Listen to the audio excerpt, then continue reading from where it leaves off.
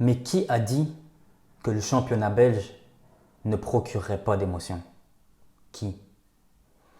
Aujourd'hui, je vais te prouver le contraire. Comme tu as pu le lire dans le titre, l'Union Saint-Gilloise est-il le nouveau Leicester? Est-on en train d'assister à un nouveau scénario hollywoodien dans le monde du football? C'est en tout cas ce qui est en train de se produire en Belgique, avec l'Union Saint-Gilloise qui caracole en tête du championnat belge. Mais qui est cette équipe dont très peu de personnes connaissent l'existence? L'Union, c'est un club de la capitale de l'Europe, Bruxelles, bien évidemment. Alors, à Bruxelles, il existe différents clubs. Tout d'abord, celui que tout le monde connaît, le grand, l'unique, le numéro 1 en Belgique, le Sporting d'Anderlecht. Ensuite, il y a un plus petit club qui s'appelle le RWDM, qui potentiellement pourrait rejoindre l'élite du football belge cette année. Et ensuite, le club dont on est en train d'évoquer la performance incroyable à l'heure actuelle, c'est l'Union Saint-Gilloise. L'Union Saint-Gilloise qui possède le matricule numéro 10. Ah là là, ce fameux numéro 10. Il nous aura tant fait rêver. Eh bien, c'est l'Union qui le possède en Belgique. Et c'est quoi un matricule en fait?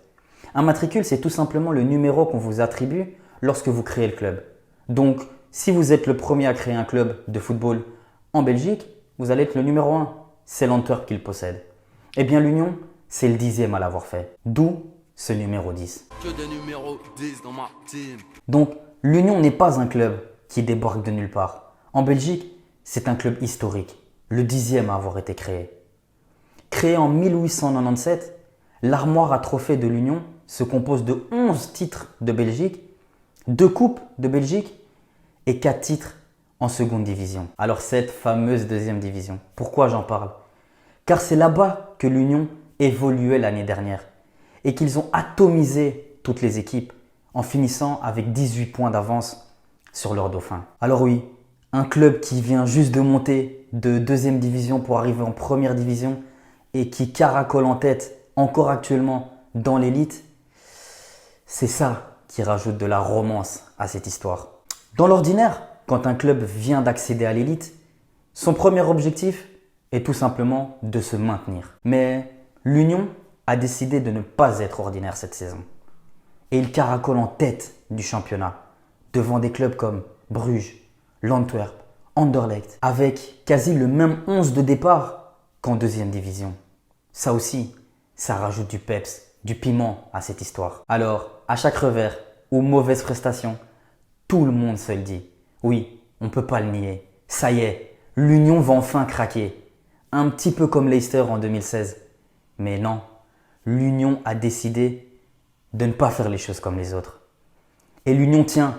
L'Union ne craque pas. L'Union, à l'heure actuelle, est toujours en tête du championnat belge. Face aux plus gros calibres, comme Bruges, l'Antwerp ou encore Anderlecht, les unionistes parviennent à réaliser de magnifiques performances.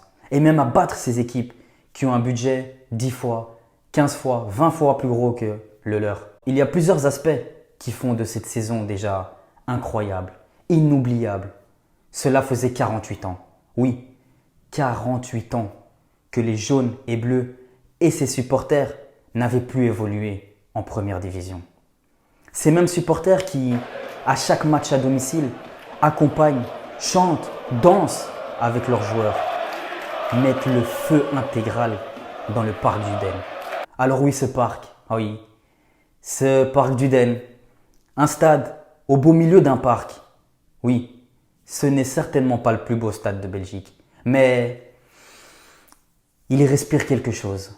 On aperçoit cette atmosphère, on la sent, elle rentre en nous, elle rentre dans les joueurs. Et c'est ça qui fait du Parc d'Uden un déplacement très périlleux, une forteresse quasi imprenable pour les autres équipes. Ensuite, bien évidemment, ce n'est pas les supporters qui jouent, ce n'est pas les supporters qui sont sur le terrain, mais les joueurs. Et les joueurs sont emmenés par un chef d'orchestre, Felice Mazou. Bien connu en Belgique, évidemment, il a passé de longues saisons à Charleroi. Il a emmené les Carolo en barrage d'Europa League, éliminé par le Zorya Luhansk à l'époque de ce fameux Malinovski. Ensuite, Felice Mazou prend la direction de Genk. Là, bref passage, Ben, vous le connaissez, francophone, flamand, ça n'a pas matché. Pourtant, à Genk, il a connu les joutes européennes et les joutes de la Ligue des Champions. C'est peut-être une expérience qu'il fallait qu'il acquiert pour réaliser un exploit dont quasiment tout le peuple belge attend. Alors, est-ce qu'un entraîneur peut transcender ses joueurs? Oui. Est-ce qu'un entraîneur peut rendre des joueurs moyens d'excellents joueurs de football? Oui. Effectivement, c'est ce qui est en train de se passer du côté de Saint-Gilles. Car quand vous prenez joueur par joueur, individuellement, ce n'est clairement pas les meilleurs joueurs de football du royaume. Mais collectivement, ça, on ne peut pas leur enlever. Et comme si cela ne suffisait pas, car oui, l'Union ne fait pas comme les autres cette saison, il possède également le meilleur buteur et le meilleur passeur du championnat belge, Denis Undav. Ah, ce bon vieux Denis. Cet Allemand, arrivé de division inférieure en Allemagne et qu'il met tout le monde d'accord. Alors oui, Undav, il a signé. Il s'en va, oui. Mais pas tout de suite, car il y a une mission à terminer du côté de Saint-Gilles. Denis Undav, au mercato hivernal, il a signé en première ligue. C'est pour vous dire, il y a de cela 6-7 mois, il évoluait en deuxième division belge. Et là, au mercato hivernal, il signe dans le plus grand championnat européen, l'Angleterre. Oui, à Brighton. Brighton qui possède également l'Union. Son compère de devant, Dante Van Zer, lui, a été appelé par Roberto Martinez en sélection nationale. Ce duo formé par Denis Undav et Dante Van Zer culmine à 33 buts marqués pour 18 passes décisives. Incroyable. Mbappé, Neymar, Messi, tenez-vous prêts. Denis et Dante arrivent. Ce duo, bien alimenté par le malgache Loïc Lapoussin et le maltais Teddy Teuma, qui tous deux viennent de division inférieure française et qui apportent cette touche, cette qualité technique au-dessus de la moyenne à une équipe solide déjà défensivement. Tous les ingrédients sont là. Il ne reste plus qu'au maestro, au chef d'orchestre, à bien assaisonner, bien mélanger pour que la sauce prenne. Mais la sauce a déjà pris, en fait. Oui, elle a déjà pris. Il ne reste plus qu'à mettre cette dernière goutte, ce dernier sprint pour aller au bout et pour faire vibrer, oui, toute une ville, toute une région, tout un pays. Car oui, c'est un réel exploit que les unionistes pourraient réaliser là. Alors, qu'est-ce qui pourrait faire que les unionistes ne réalisent pas l'un des exploits sportifs de l'année 2022? Eh bien, tout simplement, le championnat belge en lui-même. Oui, vous le connaissez, vous connaissez la Belgique. On ne fait pas les choses comme les autres. Car oui, à la fin du championnat et des 34 journées, eh bien, les 4 premiers du classement verront leurs points divisés par 2 et devront s'affronter dans un système de play-off. Alors oui, attention. Pour ma part, je pense que l'Union devra récolter un maximum de points et avoir un maximum de points d'avance sur ses concurrents pour pouvoir espérer entamer ses playoffs avec 1 voire 2 jokers dans la poche. Alors, il existe bien évidemment des similitudes avec Leicester. On ne peut pas le cacher, on ne peut pas le nier. Cette histoire, eh bien, elle est encore un petit peu plus belle. Bon, c'est vrai. Leicester, c'est en première ligue, le plus grand championnat européen. Mais là, une équipe qui débarque de Division 2 et qui se bat avec les cadors du championnat et qui potentiellement pourrait décrocher une place en Ligue des Champions. Oui, la Ligue des Champions. Cette fameuse.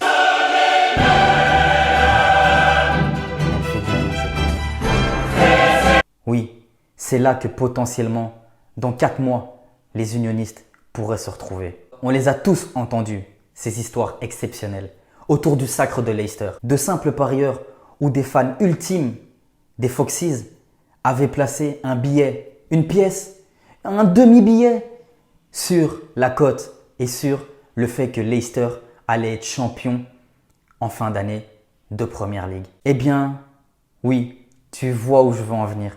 C'est le cas aussi pour les unionistes. Évidemment, de simples parieurs ou de fervents supporters de l'Union ont évidemment sauté sur l'opportunité de réaliser le pari d'une vie. Car oui, quand on voit la cote, quand on voit la probabilité que cela arrive, bien évidemment que cela donne envie. Quand on y croit déjà depuis le début de la saison. Car oui, regardez-moi ça. Des tickets, des gains. Oui, ils sont en train de le réaliser. Alors, pour certains, ils ont déjà cash out en ayant peut-être la peur au ventre de continuer la saison aux côtés des unionistes ou tout simplement en étant raisonnable et en acceptant le fait que voilà, l'Union a effectué un super beau parcours mais pour eux, ils ne tiendront pas la longueur. Et pour d'autres, le rêve est encore réalisable. Ils vont continuer à vibrer avec les joueurs, les supporters, la ville, le pays entier derrière les unionistes. Mais ne nous emballons pas trop vite. Le championnat est encore long. Il reste encore pas mal de matchs. Et évidemment qu'il reste encore ces fameuses playoffs. Ces playoffs que tout le monde va attendre pour voir si l'Union peut potentiellement soulever le titre en fin de saison. Il me reste plus qu'une petite chose à te dire. Rendez-vous fin juin pour le dénouement de ce scénario hollywoodien. En espérant, évidemment, même si mon cœur est mauve, que l'Union parviendra à réaliser un des exploits de cette année 2022. Bonne chance et comme on dit en Belgique, bonne merde.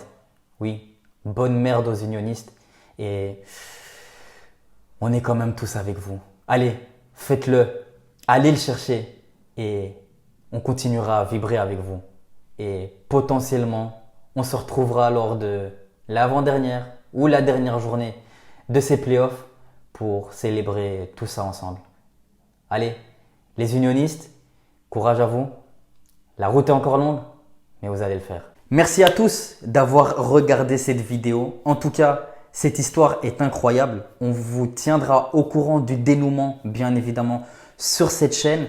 Et pour ne rien rater, pour ne rater aucune de nos vidéos, aucune de nos analyses, etc., eh bien, le petit pouce, ça fait toujours plaisir, bien évidemment. Et pour ne rien rater, abonne-toi à la chaîne.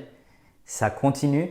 On vient seulement d'arriver, mais je peux te dire que, comme l'Union, on va rien lâcher.